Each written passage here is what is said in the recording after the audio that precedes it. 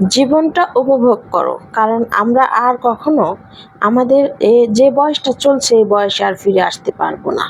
আজকের ব্লগটা আমি সকাল থেকে শুরু করেছি। দুপুরে বাচ্চাদের জন্য খিচুড়ি রান্না করব। আসসালামু আলাইকুম, বিউটিস লাইফস্টাইল পেজ থেকে সবাইকে স্বাগতম জানাচ্ছি। তো ভিডিওর সাথে থাকুন, দেখতে থাকুন। ভিডিওতে ক্যাপশনটা শেয়ার করব রান্না করতে করতে। এই তো আগেই শুরু করে দিলাম ঘর পরিষ্কার করা। পুরো ঘরটা পরিষ্কার করা থাকলে একটু ফ্রেশ লাগে। তার মধ্যে প্রতিদিনের ঘর ঝাড়ু দেওয়া, ঘর মোছা, এই কাজ দুটো কিন্তু একটু বড় কাজই মনে হয়। আর রান্না করা, এই তিনটে কাজ যদি ওকে থাকে তাহলে সংসারের প্রতিটি কাজকর্ম, প্রতিটা মুহূর্ত একটু ভালোই লাগে, একটু হালকা লাগে, মনে হয় যে অনেকটা কাজ শেষ করতে পেরেছি। এই তো বাচ্চাদের জন্য খিচুড়ি রান্না করব গরুর মাংস দিয়ে। তার জন্য একটু বেশি করে পেঁয়াজ কেটে নিয়েছি। আর কম পেঁয়াজ দিয়ে আসলে রান্না করতে পারি না আমি, আর একটু বেশি করেই কেটে নেওয়া হয়। আর ভুনা খিচুড়িতে পেঁয়াজ একটু বেশি করে দিতে হয়, একটু ঝাল ঝাল করে রান্না করলে কিন্তু দারুণ মজার হয়। তো আমি সব মশলা একসাথে রেডি করে নিচ্ছি, আর বের করে একটা বাটিতে নিয়ে তারপর হচ্ছে পেঁয়াজটা ভাজা ভাজা করে মাংস মশলা সব একসাথে সুন্দর করে আমি কষিয়ে নেব। আর মশলাটা যদি একটু সুন্দর করে কষিয়ে নেওয়া যায় তাহলে তো দারুণ মজার হয়। আর মশলা কষানোর মধ্যেই হচ্ছে যে কোনো রান্নার মজা খুঁজে পাওয়া যায়। তো পেঁয়াজ একটু বাদামি কালার করে নিয়েছি। তারপর হচ্ছে আমি একটু সব ধরনের মশলা দিয়ে আমি ভালো করে কষিয়ে নেব। এদিক দিয়ে আদাটাও গলেনি, তো একটু সামান্য অপেক্ষা করে তারপর আদা ভেঙে দিয়ে দেব।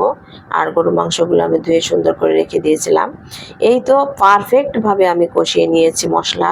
আর মশলা কষানোর জন্য একটু অপেক্ষা এবং ধৈর্যই যথেষ্ট, আর কিছুই লাগে না। তো আমি সুন্দর করে মাংসগুলো কষাবো। আর কষানোর পরে পরিমাণ মতো পানি দেব।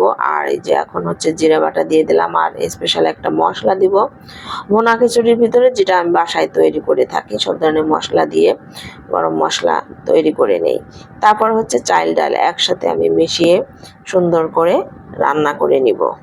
একদিন আয়নার সামনে দাঁড়িয়ে হয়তো বুঝবে সময় কখন যে নিঃশব্দে চলে গেছে তা টেরই পাওনি। আজ যেটাকে সাধারণ একটি দিন মনে হচ্ছে, কয়েক বছর পরে সেটাই হয়ে উঠবে সবচেয়ে মূল্যবান স্মৃতি। তাই জীবনকে শুধু ভবিষ্যতের জন্য ফেলে রেখো না, প্রিয় মানুষদের সময় দাও, নিজের স্বপ্নগুলো বাঁচাও, ছোট ছোট মুহূর্তগুলো উপভোগ করো, কারণ সময় কাউকে দ্বিতীয়বার একই বয়সে উপহার দেয় না। একদিন আয়নায় নিজের মুখের দিকে তাকিয়ে যেন বলতে পারো, আমি শুধু বেঁচে থাকিনি, আমি জীবনটাকে সত্যি উপভোগ করেছি। আমরা যে এই দিনে আর ফিরতে পারবো না, এটা আর আমাদের কতটুকু কষ্ট দেয়। কষ্ট তো পাই, এত সুন্দর পৃথিবী থেকে পরিবার প্রিয়জন ছেড়ে চিরবিদায় নিতে হবে। ছোটবেলার বয়সে অনেক সময় ফিরে যেতে ইচ্ছে করে, অনেক কিছু মনে হয় এটা করতে পারতাম, ওটা করতে পারতাম। এই জন্যই বলি জীবনটা সুন্দরভাবে উপভোগ করো, কারণ আমরা আর কখনো এই বয়সে ফিরে আসতে পারবো না। তাই নিজেকে সময় দাও, পরিবারকে ভালোবাসো, পরিবারের সবাইকে নিয়ে বাঁচো। সুপ্রিয় দর্শক, ভিডিওটি কেমন লাগলো আপনাদের কমেন্ট করতে ভুলবেন না। ফাইনালি খিচুড়ি আমি রান্না করেও নিয়েছি, এখন সবাইকে খেতে দিব।